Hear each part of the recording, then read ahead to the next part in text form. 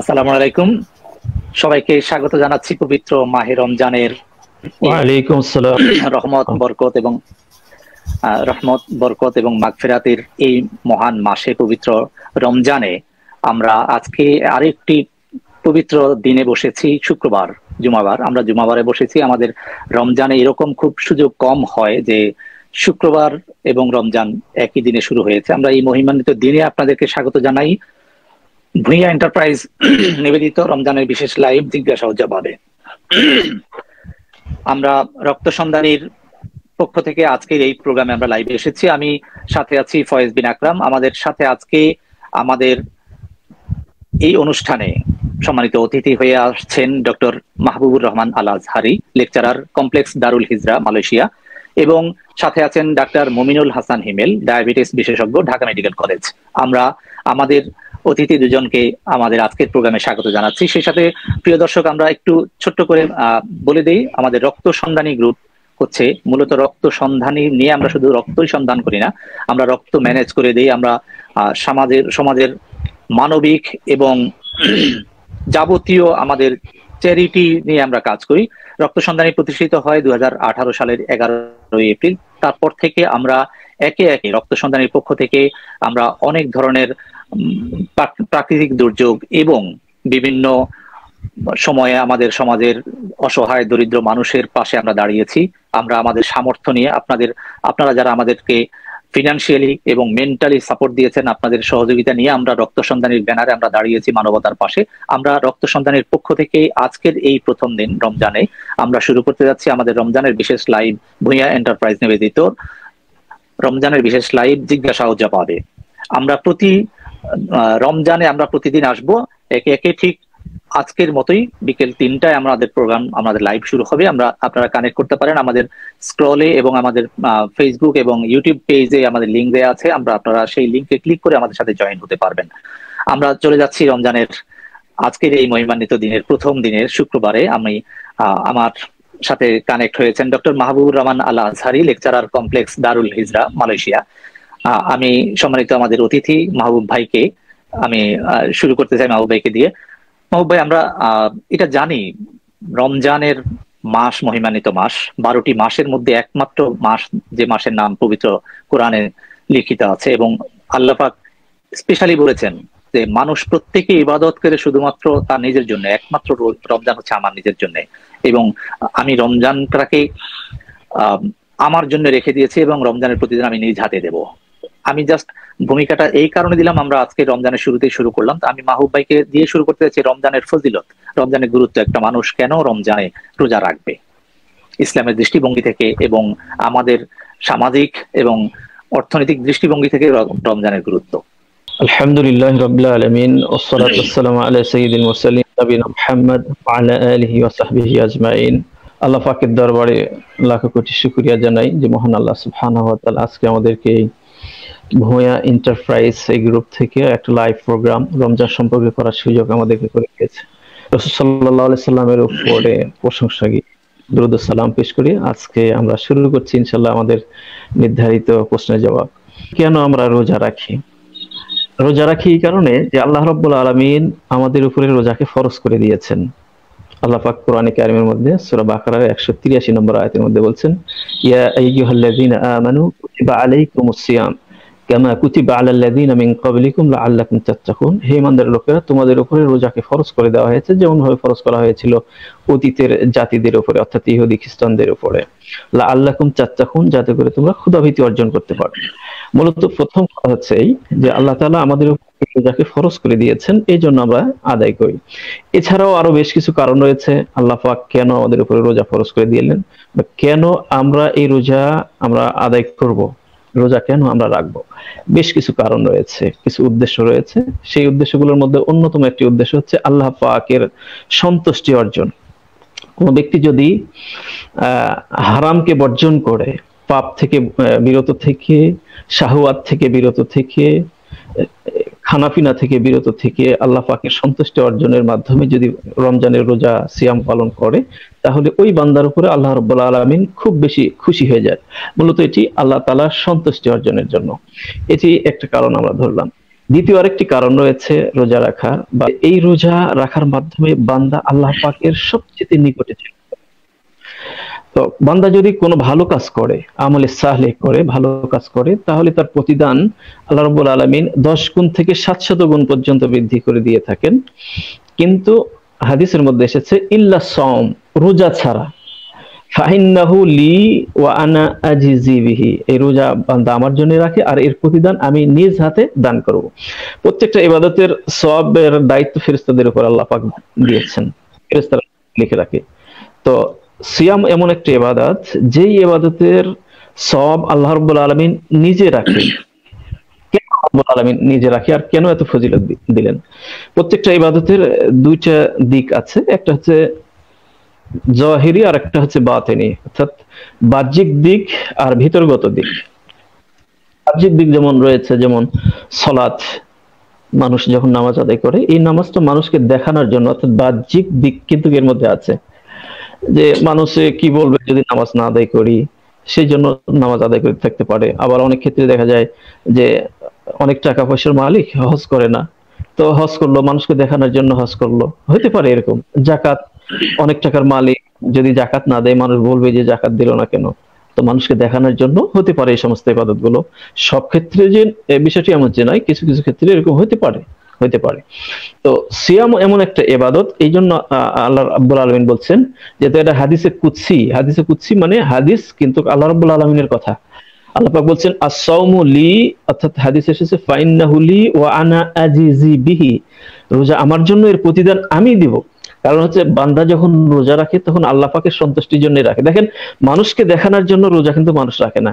কারণ হচ্ছে দেখেন, এই রোজা অবস্থায় খানাপিনা, পানি পান করার সুযোগ কিন্তু রয়েছে, তাই না? মানুষকে দেখানোর জন্য হতে পারে না। অনেক ক্ষেত্রে দেখা যায় আমরা বাড়ির মধ্যে, ঘরের মধ্যে যদি আমরা বসে বসে খাই, তাহলে কোনো মানুষ কিন্তু দেখতে পাবে না, তাই না?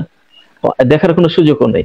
এমনকি যদি আমরা আমাদের পরিবারকেও যদি ফাঁকি দিতে চাই, টয়লেটে বসে, কোনো মতে ঘাতে, কোনো জায়গায় বসে কিন্তু আমরা আমাদের ক্ষুধাটা নিবারণ করতে পারি, কিন্তু বান্দা করে না। কারণ এই জন্য যে বান্দা যখন রোজা রাখে তখন আল্লাহ তাআলার জন্য রাখে। এই জন্য আল্লাহ পাক বলছেন আস-সাওমু লি ওয়া আনা আজিজি বিহি, বান্দা সিয়াম আমার জন্য রাখে, এই জন্য এর প্রতিদান আমি আল্লাহ আমার নিজ হাতে দান করব।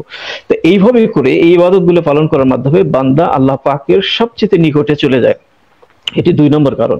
3 নম্বর কারণ হচ্ছে আস-সাওম জুন্নাহ, সিয়ামটা হচ্ছে যেটা ঢাল স্বরূপ, যাবতীয় মন্দ কাজ থেকে এই সিয়াম মানুষকে বাধা সৃষ্টি করে। এই সিয়াম এই জন্য জুন্নাহ বলা হয়ে থাকে, মানুষকে ক্ষতি থেকে বাঁচিয়ে রাখে, নিরাপত্তা দেয় মানুষকে, জাহান্নামের আগুন থেকে এই সিয়াম মানুষকে রক্ষা করে থাকে। এরপরে যাবতীয় মন্দ থেকে মানুষকে বিরত থাকে, এরপরে মুত্তাকি হওয়ার জন্য মানুষকে সাহায্য সহায়তা করে এই সিয়াম। এই জন্য বলা হয়েছে জুন্নাহ, অর্থাৎ এই সিয়াম মানুষকে যাবতীয় ক্ষতি, অনিষ্টতা থেকে, যাবতীয় শাহওয়াত থেকে, যাবতীয় মন্দ কাজ থেকে মানুষকে রক্ষা করে, এই জন্য বলা হয়েছে জন্য। এই জন্য আমরা সিয়াম পালন করে থাকি।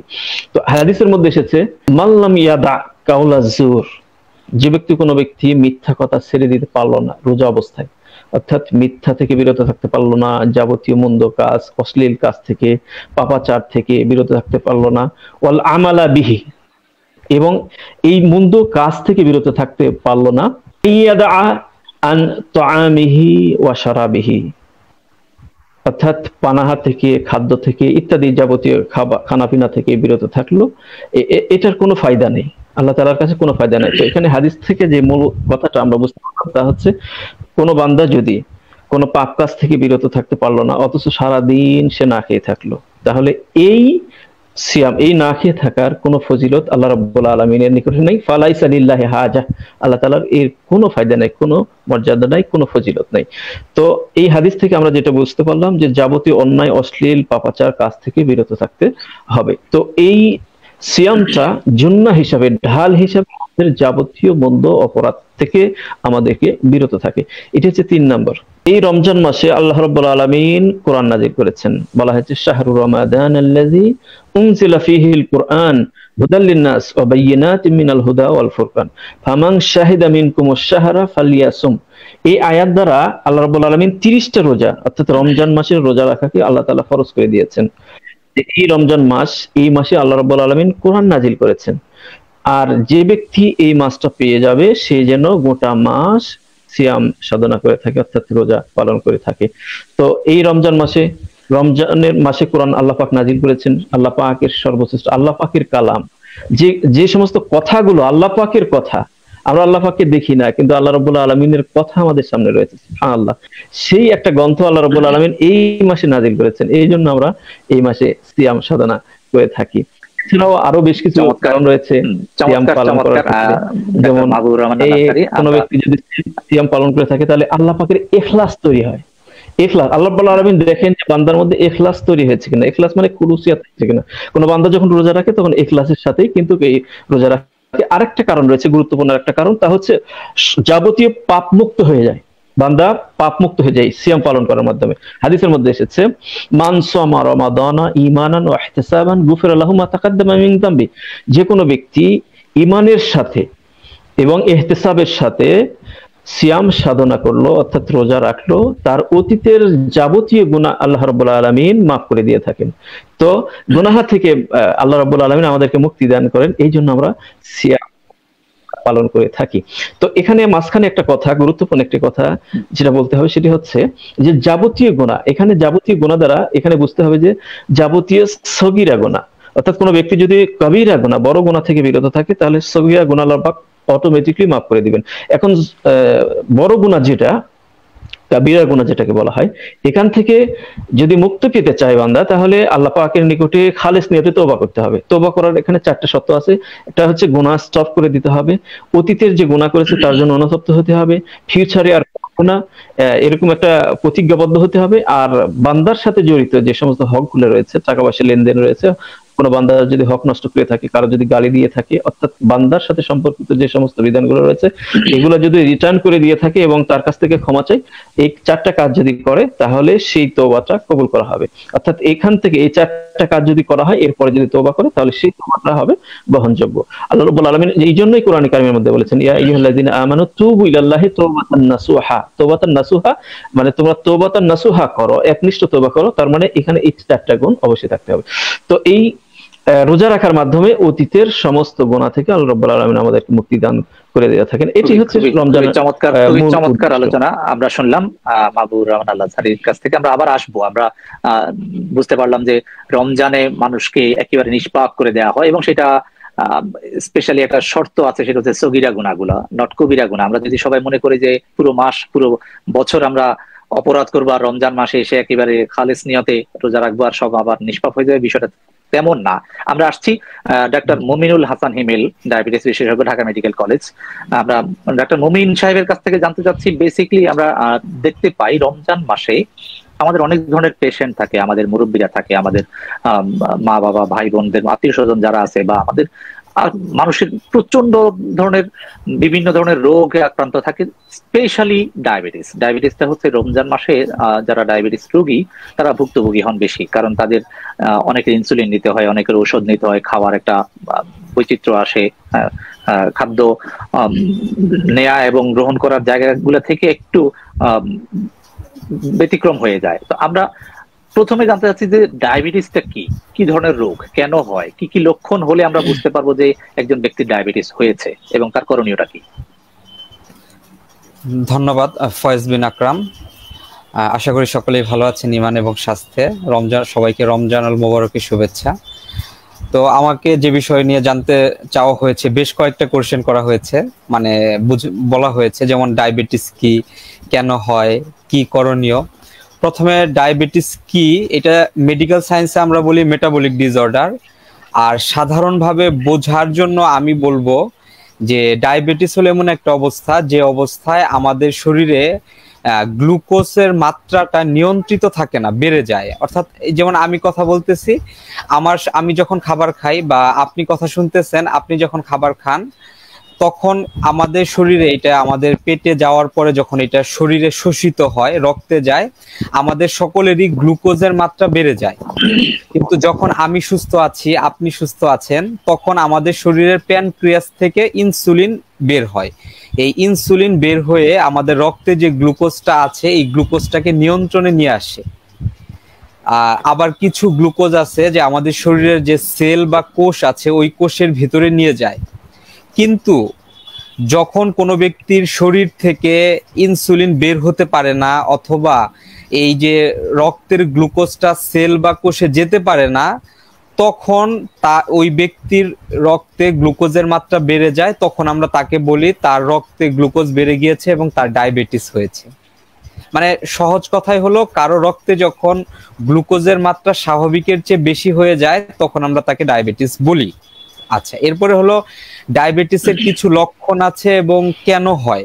লক্ষণগুলো আমি বলি যে খুব কমন 3টা বৈশিষ্ট্য হয়, যে পানি পিপাসা বেশি লাগে, ক্ষুধা বেশি লাগে এবং প্রস্রাব ঘন ঘন হয়। এই 3টা হলো মোস্ট কমন, যে ঘন ঘন পানি পিপাসা হবে, ঘন ঘন ক্ষুধা লাগবে এবং ঘন ঘন প্রস্রাব হবে। এর সাথে আরো কিছু লক্ষণ আছে, যেমন অনেকের শরীর দুর্বল হয়, অনেকের স্বাস্থ্য ভেঙে যায়, আবার অনেক সময় আমাদের কাছে আসে যে কারো কোনো জায়গায় কেটে গিয়েছে, ঘা শুকাচ্ছে না। তো এই ধরনের লক্ষণগুলো, মানে আরো অনেক লক্ষণ আছে, কিন্তু কমন 3টা লক্ষণ বেশি আছে, যে ঘন ঘন পানি পিপাসা, ঘন ঘন ক্ষুধা লাগে এবং ঘন ঘন প্রস্রাব হয়। এই 3টা লক্ষণ ছাড়াও ডায়াবেটিস হয়, মানে হতে পারে, কিন্তু এই 3টা হলো মোস্ট কমন। আর ডায়াবেটিস কেন হয় বলছে, ডায়াবেটিস কেন হয় এটার সাথে অনেক কারণ জড়িত। তবে যেমন একটা কথা আমাদের দেশে বা সারা পৃথিবীতেই বলে, যে বাবা মার থাকলে তার সন্তানদের ডায়াবেটিস হতে পারে। হ্যাঁ, এটা একটা কারণ, বাবা মার থাকলে সন্তানদের ডায়াবেটিস হতে পারে। তবে এর চেয়ে বেশি কারণ আছে, যে কোনো কারণে আমাদের শরীরের প্যানক্রিয়াস, মানে শরীরের একটা অঙ্গ, এই জায়গা থেকে ইনসুলিন বের হয়, ধরেন কোনো ভাইরাসের আক্রমণের কারণে, কোনো রোগের কারণে যদি ওই সেলগুলো ধ্বংস হয়ে যায়, অর্থাৎ আমাদের প্যানক্রিয়াসের যে জায়গা থেকে ইনসুলিন বের হয় ওই সেলগুলো বা কোষগুলো যদি ধ্বংস হয়ে যায়, তাহলে মানে তার এরকম যে ডায়াবেটিসটা প্রকাশ পায়। আবার অনেকের আছে যেমন ওজন বেড়ে গেছে, যেমন ধরেন আমরা তো এখন অনেক সচেতন, বিএমআই, যে কারো বিএমআই যদি 24-এর বেশি হয়ে যায়, অর্থাৎ প্রত্যেকটা ব্যক্তির হাইট অনুযায়ী, উচ্চতা অনুযায়ী তার একটা স্ট্যান্ডার্ড ওজন থাকবে।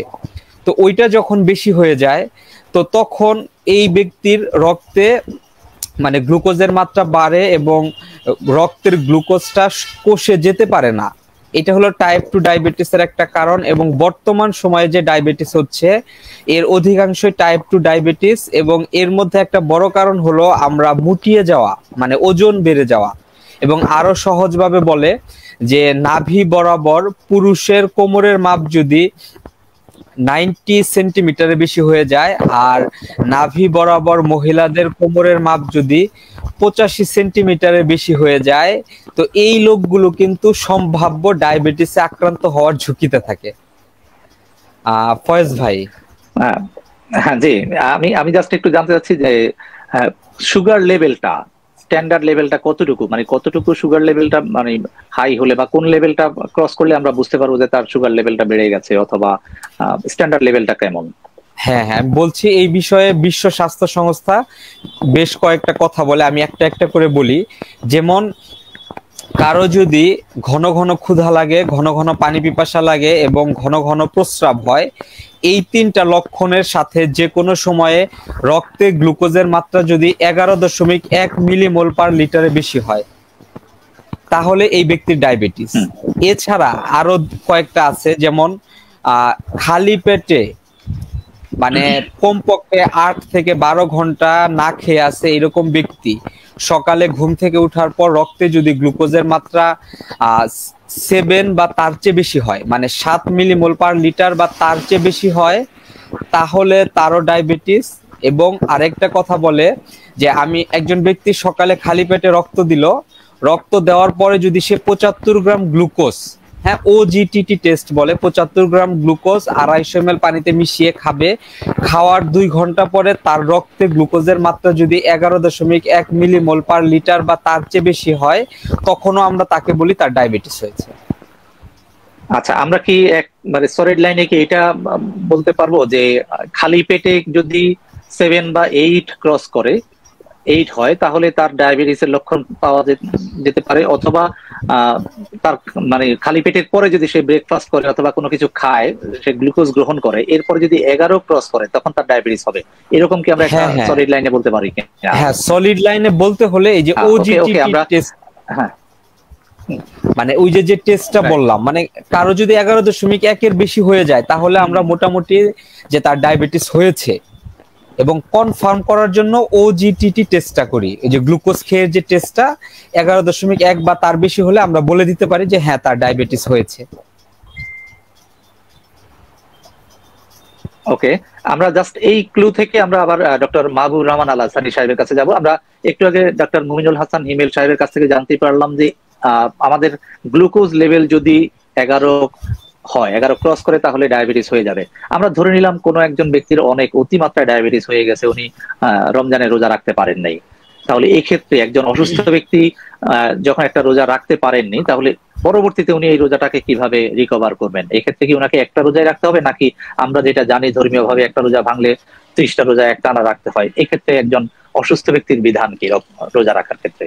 কোনো ব্যক্তি যদি ডায়াবেটিসে আক্রান্ত হয় এবং মারাত্মক পর্যায়ে চলে যায়, আর কি চলে যায়, মারাত্মক পর্যায়ে চলে যায় মানে কি, এই ডায়াবেটিস রোগী যদি রোজা রাখলে তার মানে অসুস্থতা বেড়ে যায়, এমনকি মৃত্যুর সম্ভাবনা এরকম যদি রিস্ক পজিশনে যদি চলে যায়, তাহলে সেই ক্ষেত্রে অসুস্থ হিসাবে সে রোজাটা কাজা করতে পারে।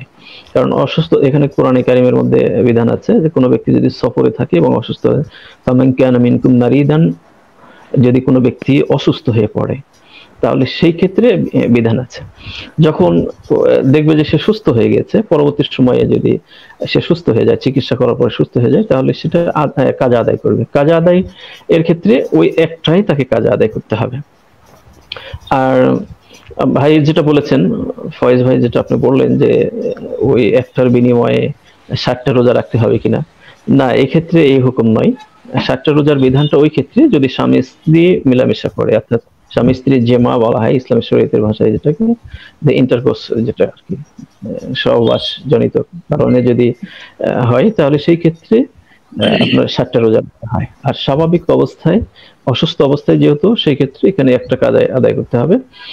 আর আরেকটা বিষয় হচ্ছে যে হানাফি মাযহাবে যে কথাটা বলা হয়েছে, কোনো ব্যক্তি যদি ইচ্ছাকৃতভাবে যদি রোজা ছেড়ে দেয়, তাহলে সেই ক্ষেত্রে হানাফি মাযহাবে বলেছে যে তার বিনিময়ে 60টা রোজা রাখতে হবে। কিন্তু অন্যান্য মাযহাবের ইমামরা এবং সঠিক দলিল যেটা, সে দৃষ্টিকোণ থেকে আমরা যদি দেখি, তাহলে ইচ্ছাকৃতভাবে যদি রোজা ছাড়ে, তাহলে সেই ক্ষেত্রে তাকে কাজা আদায় করতে হবে।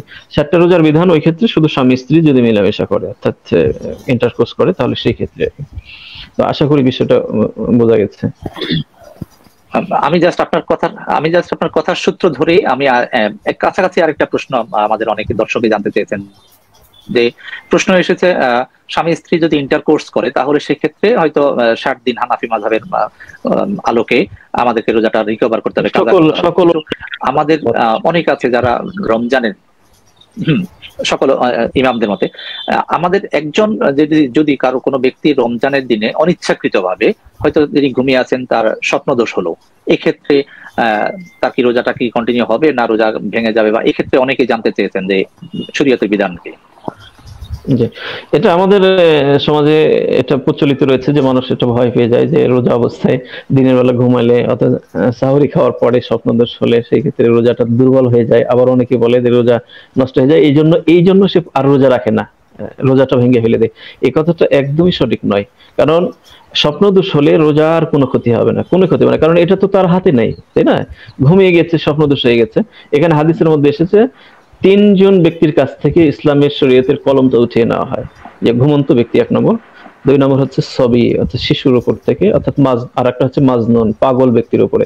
কোনো ব্যক্তি যদি পাগল হয়ে যায়, ইসলামের শরীয়তের বিধানগুলো তার উপর থেকে উঠে যায়।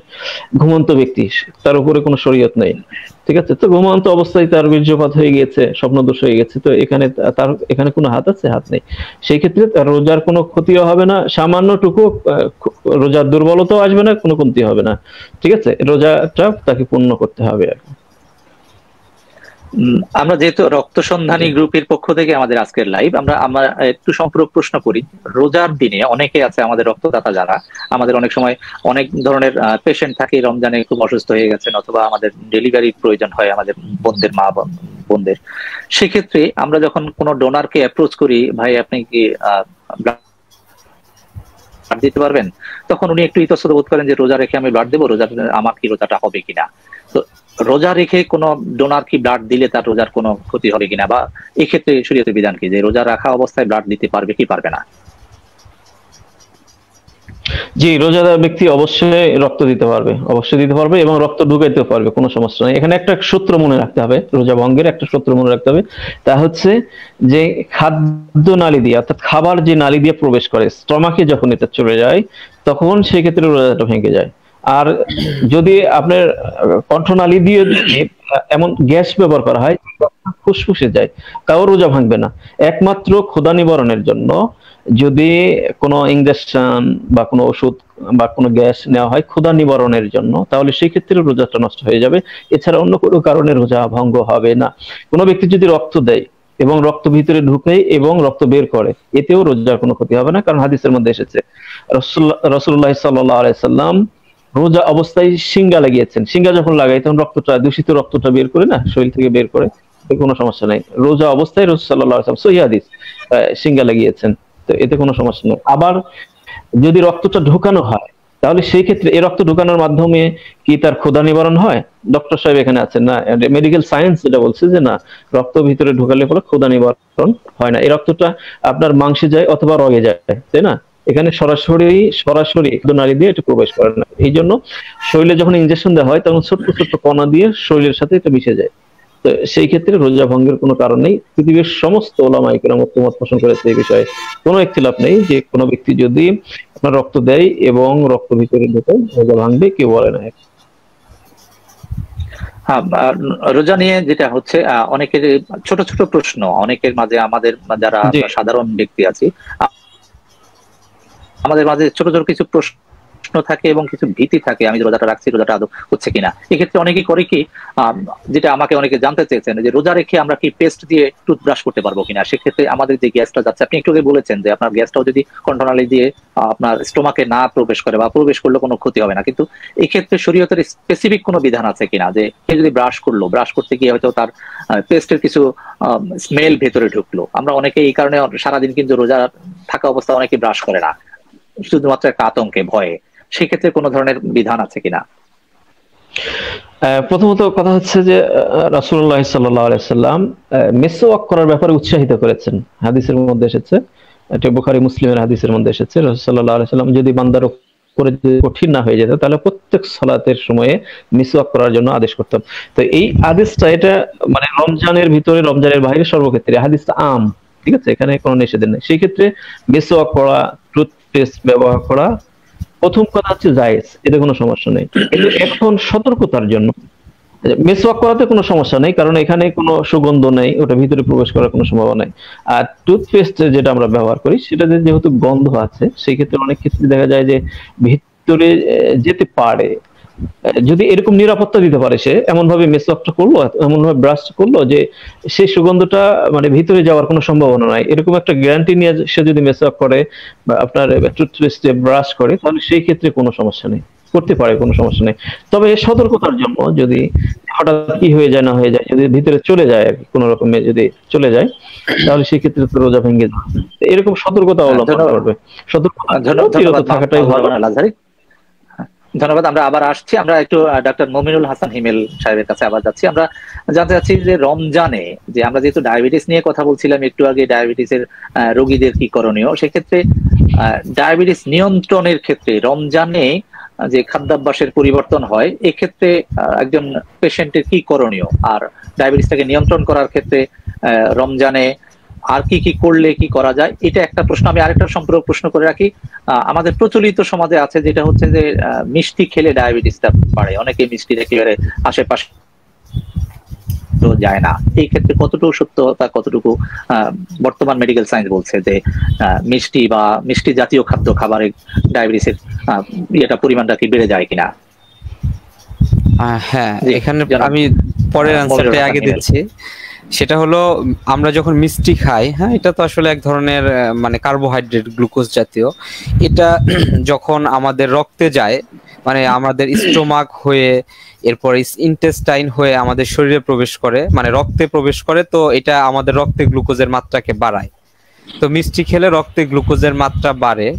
তো এটা তো মানে কথাটা ঠিক। আর এই রিলেটেড আরেকটা কোশ্চেন অনেকে জানতে চায় যে মিষ্টি খেলে ডায়াবেটিস হয় কিনা। আমার মনে হয় ফয়েজ ভাই কি এই জিনিসটাই জানতে চেয়েছেন কিনা, যে মিষ্টি খেলে ডায়াবেটিস হয় কিনা।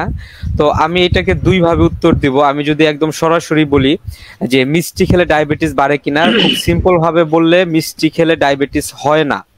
কিন্তু আমি আবার বলবো যে মিষ্টি খেলে ডায়াবেটিস হয়। তাহলে কিভাবে হয় আর কিভাবে হয় না?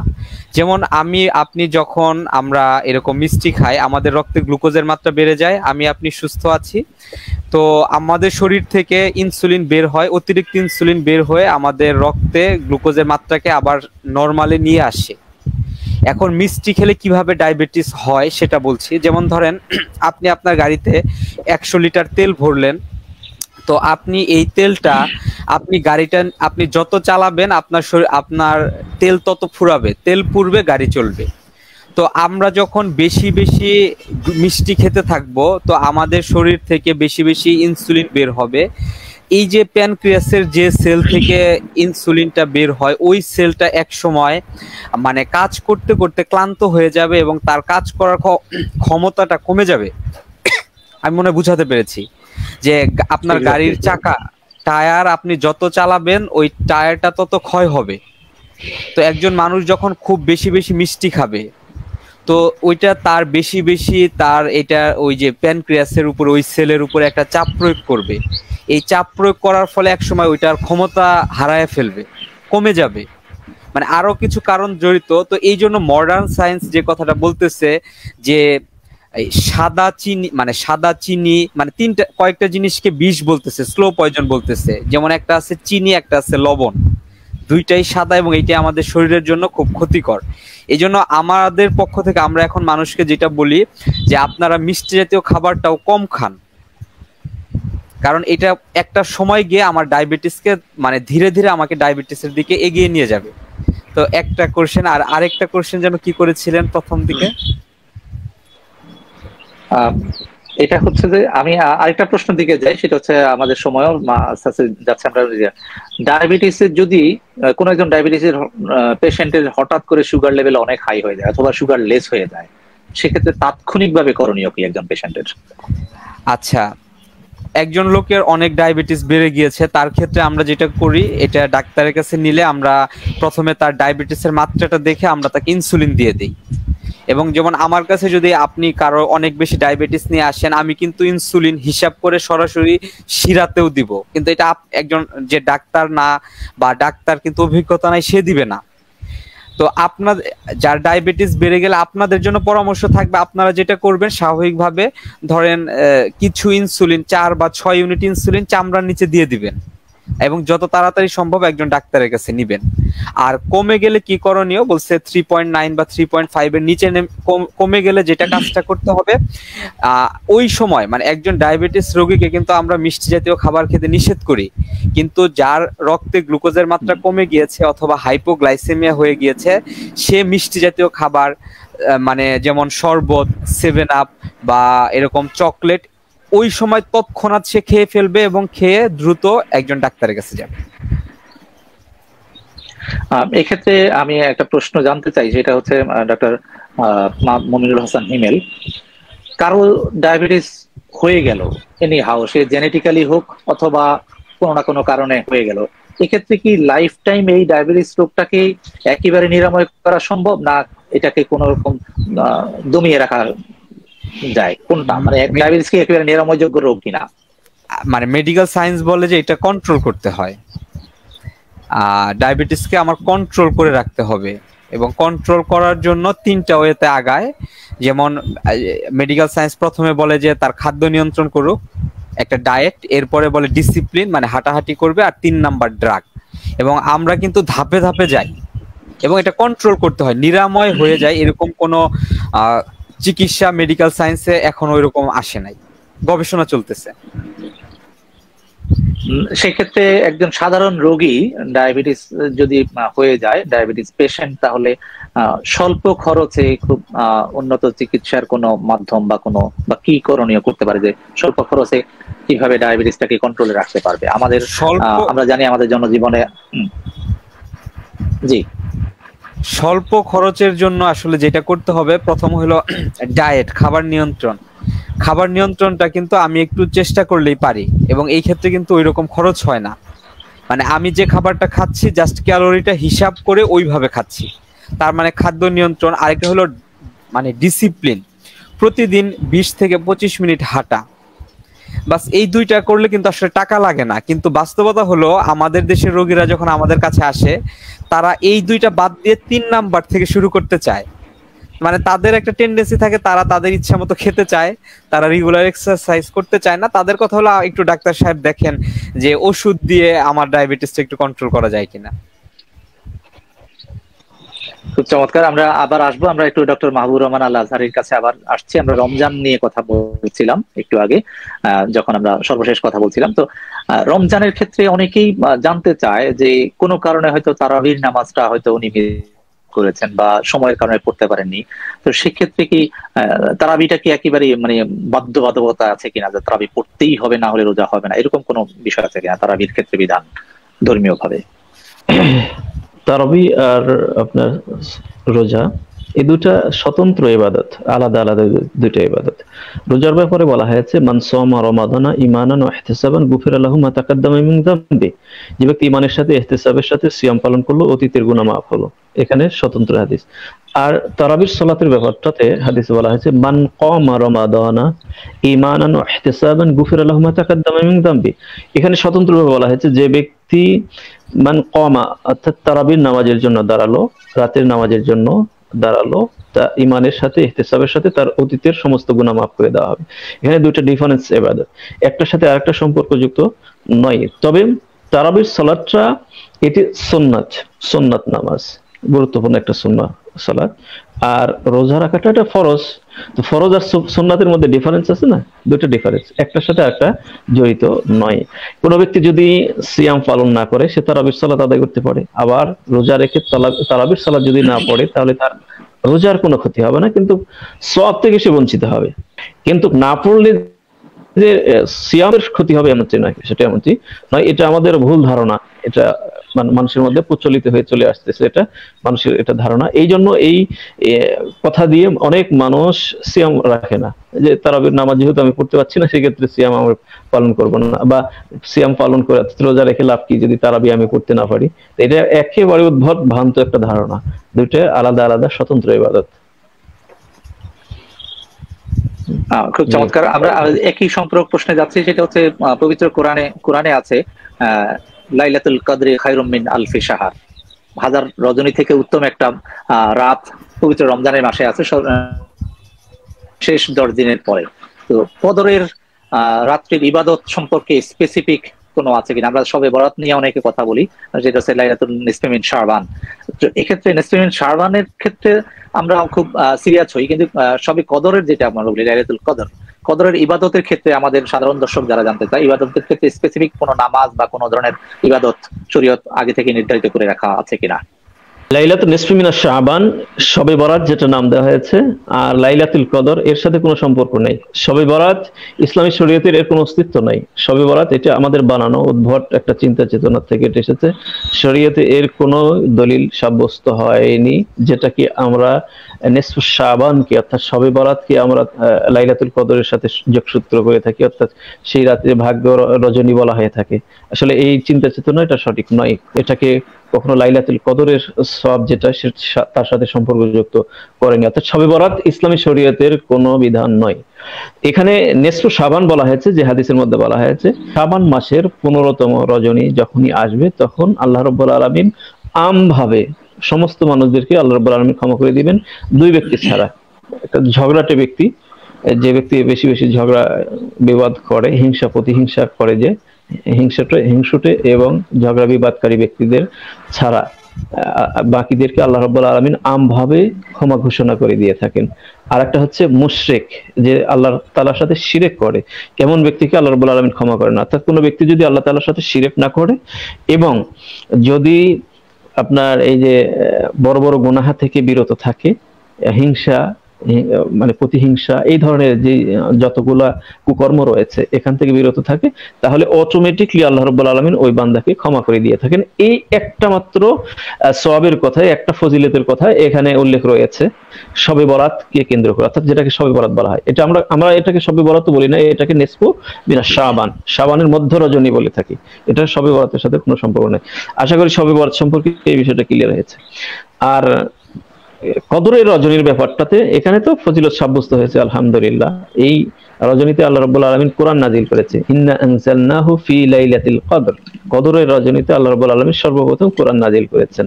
তো এই রজনীর অসংখ্য ফজিলত আল্লাহ রাব্বুল আলামিন নির্ধারণ করে দিয়েছেন। 1000 মাস অপেক্ষা উত্তম বলা হয়েছে। 83 বছর 4 মাস নফল ইবাদত করলে যে সওয়াব হয়, আল্লাহ রাব্বুল আলামিন ওই রজনীতে ইবাদত করলে সেই সওয়াবটা দিয়ে থাকেন। তো এখানে লাইলাতুল কদর তালাশ করার ক্ষেত্রে যে বিষয়টা লক্ষ্য রাখতে হবে, বেজুর রজনীতে, অধিকাংশ হাদিসে বেজুরের কথা বলা হয়েছে।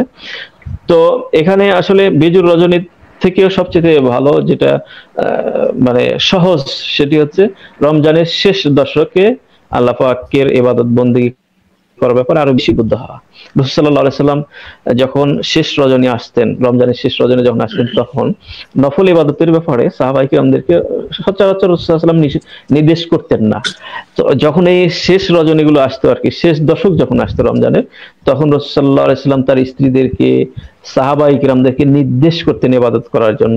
একেবারে তিনি গামছা কোমরে বেঁধে, অর্থাৎ লুঙ্গি জড়িয়ে সরিয়ে আঁটুসাঁটু করে, এখান থেকে বোঝা যায় যে মানে খুব গুরুত্বের সাথে তিনি ইবাদতের জন্য দাঁড়িয়ে যেতেন। তো রাসূল সাল্লাল্লাহু আলাইহি সাল্লাম যতদিন পেয়েছেন ততদিন ইতিকাফ তিনি করেছেন। রমজানের শেষ দশকে তিনি ইতিকাফ করেছেন।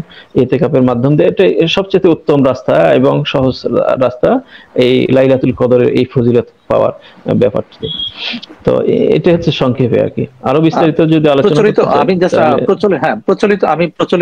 প্রচলিত আছে যে লাইলাতুল কদরে 10 রাকাত বা 12 রাকাত নামাজ, এরকম কোন স্পেসিফিক নামাজের কোনো উল্লেখ আছে কিনা, বা এরকম কোন রাসূলের জীবনীতে হাদিসে কোথাও আছে কিনা যে 12 রাকাত 10 রাকাত বা এরকম কোন শুধুমাত্র কদরের নামাজ, লাইলাতুল কদরের নামাজ, এরকম কিছু আছে কিনা? না, নির্দিষ্ট ভাবে কদরের কোনো সালাত নেই এখানে। সালাতুল লাইল মাসনা মাসনা হাদিসের মধ্যে এসেছে, 2 রাকাত করে যত ইচ্ছা তত পড়তে পারে, কোনো সমস্যা নাই। লাইলাতুল কদরের জন্য যে খাস এমনটি বিষয়টি নয়। মূলত এখানে 2 রাকাত করে সালাত আদায় করতে হবে, নফল বা তাহাজ্জুদ যেটাই বলেন সেই সালাতগুলো আদায় করতে হবে। নির্দিষ্টভাবে খাস করে যে কদরের জন্য 4 রাকাত বা 6 রাকাত বা 10 রাকাত নামাজ পড়বো এরকম নির্দিষ্ট নেই। আপনি সারা রাত ধরে আপনি সালাত আদায় করেন, নিষেধ নেই। জি, চমৎকার বললেন ডক্টর মাহবুব রহমান আল আজহারী। আমরা ডাক্তার মুমিনুল হাসান হিমেলের কাছে একটু যাচ্ছি। আমরা জানতে চাচ্ছি যে রমজানে যারা ডায়াবেটিস পেশেন্ট আছে, ডায়াবেটিস কন্ট্রোলের ক্ষেত্রে রমজানে আপনার কোনো পরামর্শ একজন ডায়াবেটিস পেশেন্টের প্রতি, যে কি করে কন্ট্রোলে রাখবেন, খাদ্যাভ্যাস কি করবেন, কখন কি সেহরি এবং ইফতারের পরেই তো মূলত আমাদের খাবারের সময়, আমরা সারাদিন উপবাস থাকছি, রোজা রাখছি। তো এই ক্ষেত্রে এজ এ ডক্টর একজন পেশেন্ট আপনার কাছ থেকে কি চায়, মানে কিভাবে ওনার ডায়াবেটিসটাকে কন্ট্রোলে রাখতে পারবেন? ধন্যবাদ। আসলে যেটা বলা হয় যে সারা পৃথিবীতে মানে লক্ষ লক্ষ মুসলমান আছে মানে ডায়াবেটিস নিয়ে তারা রোজা রাখে। এই জন্য কোনো ডায়াবেটিস রোগী যে রমজানে রোজা রাখবে তার উচিত রমজান শুরু হওয়ার 1 থেকে 1.5 মাস আগে থেকে প্রস্তুতি নেওয়া। প্রস্তুতিটা কি? তার প্রথম প্রস্তুতি হলো তার ডায়াবেটিসটা কন্ট্রোল করা। অর্থাৎ কমপক্ষে 1 মাস আগে সে তার ডাক্তারের কাছে যাবে, ডাক্তারের কাছে গিয়ে তার রক্তের গ্লুকোজের মাত্রাটা দেখবে এবং সেই অনুযায়ী সে তার এরকম কি ওষুধটাকে ডাক্তার সাহেব পরিবর্তন করে দিবে। তাহলে প্রথম কথা হলো তার ডায়াবেটিসটা কন্ট্রোল করা, 1। 2 নাম্বার কথা হলো রমজান মাসে একজন ডায়াবেটিস রোগীর খাবার এবং ওষুধের মানে ওষুধ এবং খাবার এই দুটাতেই পরিবর্তন আসবে এবং এক্সারসাইজেও পরিবর্তন আসবে। প্রথমে আমি ইফতারের কথাটা বলি। ইফতারের যে ব্যাপারটা আছে, যে সে যে পরিমাণ ইফতার করবে, যে পরিমাণ খাবারটা খাবে ইফতারে, এটাকে সে 3 ভাগে ভাগ করবে। তিন ভাগে ভাগ করে সে যখন মানে ইফতারের শুরুতে সে যেমন পানি পান করলো, পানি পান করে সে এক ভাগ ওই সময় খাবে, এরপরে মাগরিবের নামাজ পড়ে বাকি দুই ভাগ খাবে। মানে আমি আবার বলতেছি, ইফতারটাকে তিন ভাগে ভাগ করে এক ভাগ হলো মানে যখন সময় হয়ে যায় সাথে সাথে খাবে, এরপরে মাগরিবের নামাজ পড়ে বাকি দুই ভাগ খাবে। আচ্ছা, এরপরে যে কাজটা করবে, সে ইফতারের কোনো এরকম খাবার খাবে না যেটা খুব দ্রুত হজম হয়ে যায়। এটা আসলে ডায়াবেটিস এবং নন ডায়াবেটিস সবার জন্যই প্রযোজ্য। যেমন আমাদের দেশের একটা টেন্ডেন্সি আছে যে আমরা প্রচুর শরবত পান করি, রুহ আফজা বলেন, লেবুর শরবত বলেন, আমরা প্রচুর লেবুর শরবত পান মানে চিনি বা গুড় দিয়ে শরবত পান করি, বলছে এটা আসলে নিষেধ করা হয়। আমরা বড়জোর খেজুর খেতে পারি এবং ভাত এবং শাকসবজি খাবো, তৈলাক্ত ভাজা পোড়া খাবার খাবো না। এটা ডায়াবেটিস নন ডায়াবেটিস সবার জন্যই প্রযোজ্য। আচ্ছা, এরপরে আমি সেহরিতে বলি। সেহেরির ব্যাপারে যে কথাটা বলা হয়েছে বা আমরা বলে থাকি যে যেহেতু এখন একটা লম্বা সময় আমাদেরকে না খেয়ে থাকতে হয়, এই জন্য সেহেরিতেও আমরা কমপ্লেক্স কার্বোহাইড্রেট খাবো। যেমন যার সম্ভব হয় বা সুযোগ আছে সে লাল চাউল লাল আটার দিয়ে সে ভাত বা রুটি খাবে, সে শাকসবজি খাবে, মাছ মাংস খাবে এবং দুধ খাবে। কিন্তু এখানে ওই একটা কথাই যে যেমন সরাসরি মিষ্টি জাতীয় যে খাবারগুলা যেমন ধরেন চিনি গুড় বা এইখান থেকে যে খাবারগুলো হয় এগুলো আমরা নিষেধ করি। তবে হ্যাঁ, সেহেরি এবং ইফতার দুই জায়গাতেই সে ফল খেতে পারে। মানে ফল থেকে যে আমরা সুগারটা পাই, যে কার্বোহাইড্রেটটা পাই, এটা সে খেতে পারে। আর আরেকটা কথা বলবো ডায়াবেটিস রোগীর ব্যাপারে, যে সে একজন ডায়াবেটিস রোগী সেহেরি একদম শেষ সময়ে করবে। যেমন ধরেন 4:35 হলো সেহরির শেষ সময়, সে এমন ভাবে সে সেহরিটা খাবে যে 4:30-32 শেষ হলো। মানে অনেকে আমরা আছি না যার ডায়াবেটিস না, আমরা 11টা-12টায় খেয়ে আমরা ঘুমিয়ে পড়ি আর সেহরি খাই না, কিন্তু ডায়াবেটিস রোগী অবশ্যই সেহরি খাবে এবং সেহরিটা একদম শেষ সময়ে খাবে। আর ইফতারের ব্যাপারে ডায়াবেটিস রোগীর ব্যাপারে আমরা যেটা বলি, সে সময় হওয়ার সাথে সাথে সে ইফতার করে ফেলবে। মানে জাস্ট সময় হয়ে গেছে, আমরা সাইরেন বলি বা আজান দিয়েছে, বাস সাথে সাথে সে ইফতারটা করে ফেলবে। চমৎকার। প্রশ্ন এসেছে, ডায়াবেটিসের রোগীদের কি স্ট্রোক করার ঝুঁকি বেশি আছে কিনা? মানে ডায়াবেটিস রোগীদের মধ্যে যাদের ডায়াবেটিস নিয়ন্ত্রণে থাকে না তাদের স্ট্রোক করার ঝুঁকি অনেক বেশি। মানে ব্যাপারটা হলো ডায়াবেটিস নিয়ন্ত্রণে থাকার সাথে। এই ক্ষেত্রে ডায়াবেটিসের ক্ষেত্রে আর কি কি ধরনের প্রবলেম ফেস করতে পারে একজন ডায়াবেটিস পেশেন্ট? আমরা অনেকেই জানি কিডনিতে প্রবলেম হয়, দৃষ্টিশক্তি ক্ষয়ে যায়। এর বাইরে আমরা প্রচলিত বাইরে আমরা দেখি অনেকের ওয়েট কমে যাচ্ছে, যেটা আপনি শুরুতেই বলছিলেন, অ্যাড্রেস করেছিলেন যে অনেক সময় ওভার হাইট হলে হচ্ছে, আবার ওয়েট কমে যাচ্ছে তখনও সম্ভাবনা আছে। এর বাইরে আর কি কি ক্ষতি হতে পারে একজন ডায়াবেটিস রোগীর? আর কি কি সম্ভাবনা থাকে? আমি প্রথমে জাস্ট এক কথায় আমি বলতে চাই, অনিয়ন্ত্রিত ডায়াবেটিস আমাদের শরীরের প্রত্যেকটা অঙ্গ প্রত্যঙ্গকে আক্রান্ত করে, প্রত্যেকটা অঙ্গ প্রত্যঙ্গকে ক্ষতিগ্রস্ত করে। আমি মাথা থেকে পায়ের দিকে বলি, আমার মাথার দিকে প্রথমে যে ক্ষতিটা হয়, স্ট্রোকের ঝুঁকিকে অনেক বাড়ায় দেয়।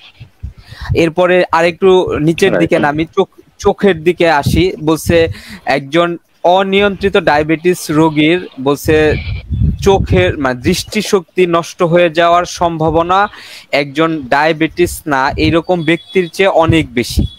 একজন ডায়াবেটিস রোগীর দাঁতে সমস্যা হয়, দাঁতের মানে মুখের ভিতরে সমস্যা হয়। এরপরে ধরেন একজন ডায়াবেটিস রোগীর কোনো জায়গায় যদি কেটে যায়, তার ওই ক্ষত স্থান শুকায় না। আমি আরেকটু নিচের দিকে নামি, একজন অনিয়ন্ত্রিত ডায়াবেটিস রোগীর হার্ট বা হৃদরোগে আক্রান্ত হওয়ার ঝুঁকি একজন নন ডায়াবেটিস রোগীর চেয়ে অনেক বেশি। কিডনি নষ্ট হয়ে যায়। এবং আমি আপনাকে একটা গুরুত্বপূর্ণ কথা বলি, আমাদের দেশ এবং সারা পৃথিবীতেই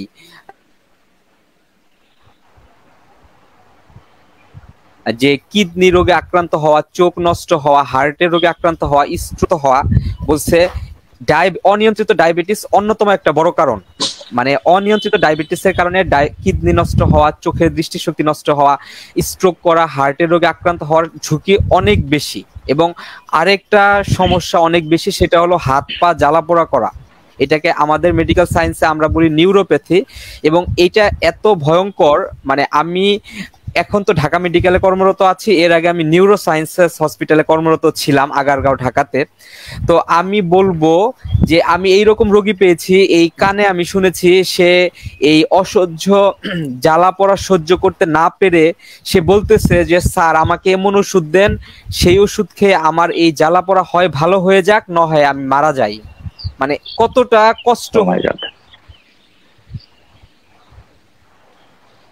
হলে একজন লোক।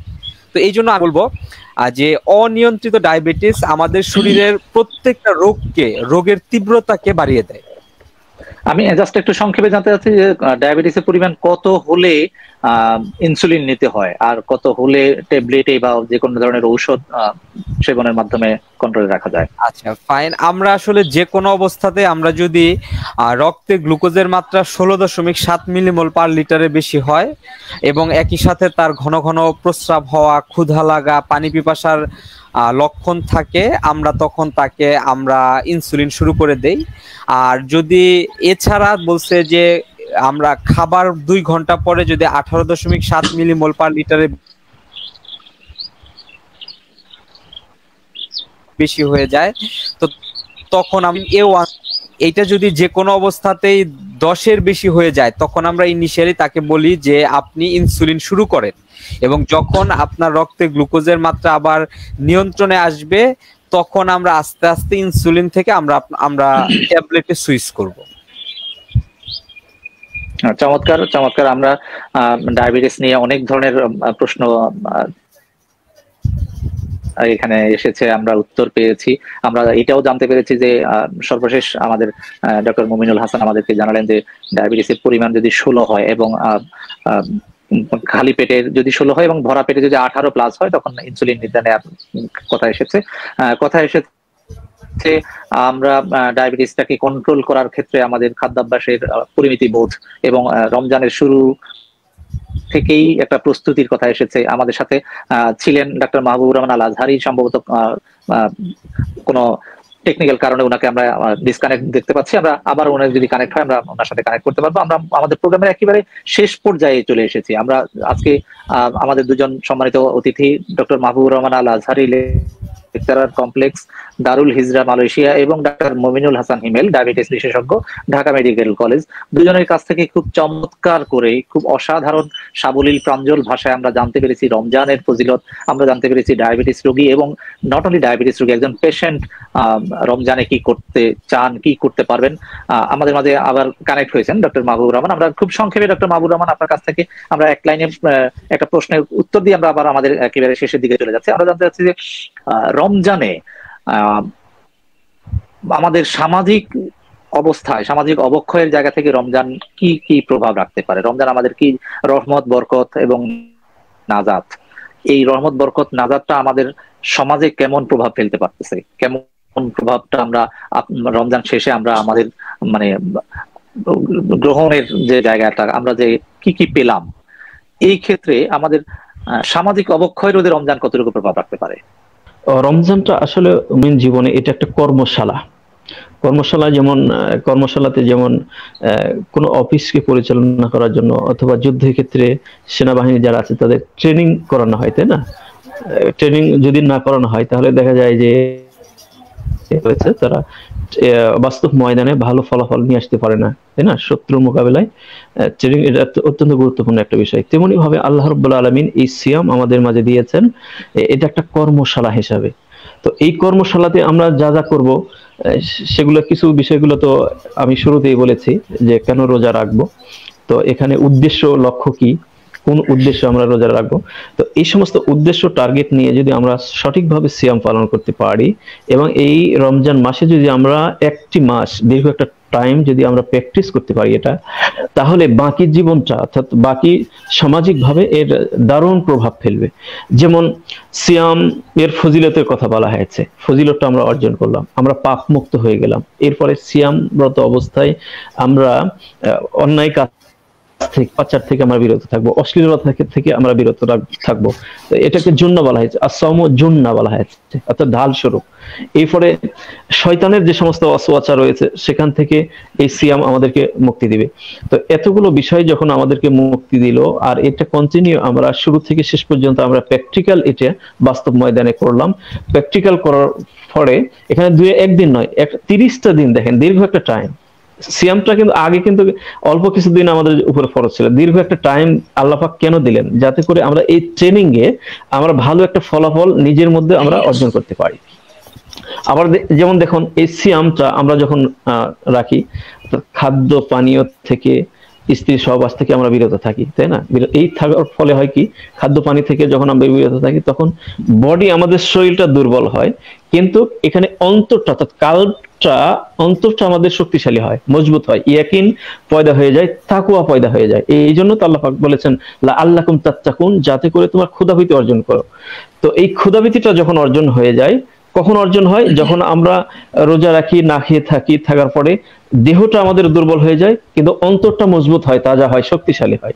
এই অন্তরটা যখন মজবুত হয়, তো যেটা বলছিলাম যে এই ট্রেনিং এর মাসে যদি আমরা সঠিকভাবে সিয়াম পালন করি, আল্লাহ পাক যে সমস্ত আদেশগুলো করেছে সে সমস্ত আদেশগুলো মেনে নিই এবং নিষেধ যে সমস্ত কাজগুলো রয়েছে সেখান থেকে যদি আমরা বিরত থাকি, তাহলেই ইনশাআল্লাহ আমরা এই বিরত থাকা এবং পালন করার মধ্যে একটা ট্রেনিং তৈরি হয়ে যাবে, একটা কর্মশালা আমাদের ভিতরে তৈরি হয়ে যাবে।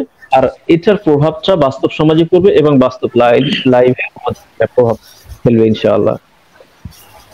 ওকে, ধন্যবাদ ডক্টর মাহবুবুর রহমান আল আজহারি, ধন্যবাদ ডক্টর মমিনুল হাসান হিমেল, চমৎকার করে আজকে আমাদের সাথে যুক্ত হওয়ার জন্য। আমাদের আজকের রমজানের প্রথম দিনে, পবিত্র মাহে রমজানের প্রথম দিন, প্রথম জুমাবারে আমাদের এই পবিত্র একটি দিনে আমাদের সাথে সংযুক্ত থেকে খুব দারুণ ভাবে আমাদেরকে ধর্মীয় দিক থেকে এবং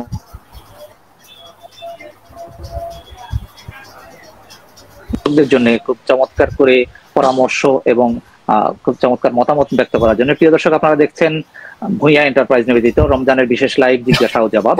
আমরা রক্ত সন্ধানী গ্রুপের পক্ষ থেকে আমাদের এই লাইভ এসেছি। আমরা আমাদের এই লাইভটা পবিত্র রমজানে আমরা চাইবো প্রতিদিন কানেক্ট থাকতে আপনাদের সাথে। আমরা ঠিক বিকেল 3টায় হাজির হয়ে যাব আপনাদের সাথে, আপনাদেরকে বিভিন্ন ধরনের প্রশ্ন এবং নানা ধরনের বিষয় নিয়ে আপনাদের জিজ্ঞাসু মনের যেসব প্রশ্ন আকুপাকু করে, আমরা আপনাদের সেই প্রশ্নগুলো নিয়ে আমরা আমাদের এক একদিন বিভিন্ন ধরনের অতিথিদেরকে নিয়ে সামনে আসবো, হাজির হব। আমরা আমাদের ফেসবুক পেজ এবং আমাদের ইউটিউব চ্যানেলে যেই লাইভটা চলছে, আপনারা সেখানে প্রশ্ন করতে পারেন। আপনাদের নানা ধরনের প্রশ্ন, আপনাদের যাবতীয় জানার আকাঙ্ক্ষা থেকে আপনারা প্রশ্ন করতে পারেন আমাদের কাছে। আমরা আমাদের অতিথি যারা আসবেন, আমরা আমাদের সেই অতিথিদের কাছ থেকে আমরা জেনে নেব, আপনাদেরকে জানিয়ে দেব। ততদিন পর্যন্ত আমরা আছি রমজানের সেই রহমত নিয়ে, রমজানের সেই বরকত নিয়ে, রমজানের সেই ফজিলত। আমরা চাই এই রমজান মাসের পর থেকেই আমরা যেন একেবারে নিষ্পাপ শিশু হয়ে আবার আমরা আমাদের প্রাত্যহিক জীবনে আমরা আবার ফিরে যেতে পারি। আমরা আমাদের সেই ভালো কাজগুলো, যে কাজগুলো আমরা রমজান প্রতিদিন করছি, রক্ত সন্ধানী গ্রুপের পক্ষ থেকে আমরা, আপনারা জানেন গুলো, এতিমখানায় আমরা এতিম বাচ্চাদের সাথে খাবার শেয়ার করি। আমরা এতিম বাচ্চা সহ আমরা যারা অসহায় আছে, গরিব দুঃখী আছে, তাদের পাশে দাঁড়াই। তো সেক্ষেত্রে আপনারা চাইলে আমাদের সাথে মানসিকভাবে আমাদেরকে সাপোর্ট দিয়ে আমাদের সাথে একসাথে হতে পারেন। আপনারা চাইলে আর্থিকভাবে আমাদের পাশে এসে দাঁড়াতে পারেন। আমরা চাই যে একে একে না করে আমরা সম্মিলিতভাবে যদি কোথাও কোনো অসহায় ব্যক্তির পাশে দাঁড়াতে পারি, আমরা সম্মিলিতভাবে যদি কোনো এতিম বাচ্চাদের পাশে দাঁড়াতে পারি, তাহলে এটা হবে রমজানের সবচেয়ে বড় শিক্ষা আমাদের জন্য। সুপ্রিয় সুধী, আমরা ছিলাম ভূঁইয়া এন্টারপ্রাইজ নিবেদিত রমজানের বিশেষ লাইভ জিজ্ঞাসা ও জবাবে। আমরা আজকের প্রোগ্রামের এখান থেকে আমরা বিদায় নিচ্ছি। দেখা হবে আগামীকাল একই সময়ে, ঠিক একই পেজে, রক্ত সন্ধানী গ্রুপের পক্ষ থেকে। আবারও সবাইকে ধন্যবাদ জানিয়ে আমরা আমাদের আজকের লাইভ এখানে শেষ করছি। আল্লাহ হাফেজ, ধন্যবাদ, ভালো থাকবেন, রমজানে সুস্থ থাকবেন, নিরাপদে থাকবেন এবং পরিমিত খাবার খাবেন, বেশি বেশি ইবাদত করবেন, বেশি বেশি সাদাকা করবেন, দান করবেন, আত্মীয় স্বজন পাড়া প্রতিবেশীদের খোঁজ নেবেন এবং যতটুকু নফল ইবাদত বেশি করা যায় যতটুকু আপনার ভান্ডারে, আপনার নেকি, আপনার সওয়াব যতটুকু আপনার ভান্ডারে জমা করতে পারেন তাতেই আমাদের লাভ। আমরা এই আশা ব্যক্ত করি আজকের প্রোগ্রাম থেকে বিদায় নিচ্ছি। সবাইকে ধন্যবাদ। আসসালামু আলাইকুম। ওয়ালাইকুম আসসালাম ওয়া রাহমাতুল্লাহি ওয়া বারাকাতুহু। ওয়ালাইকুম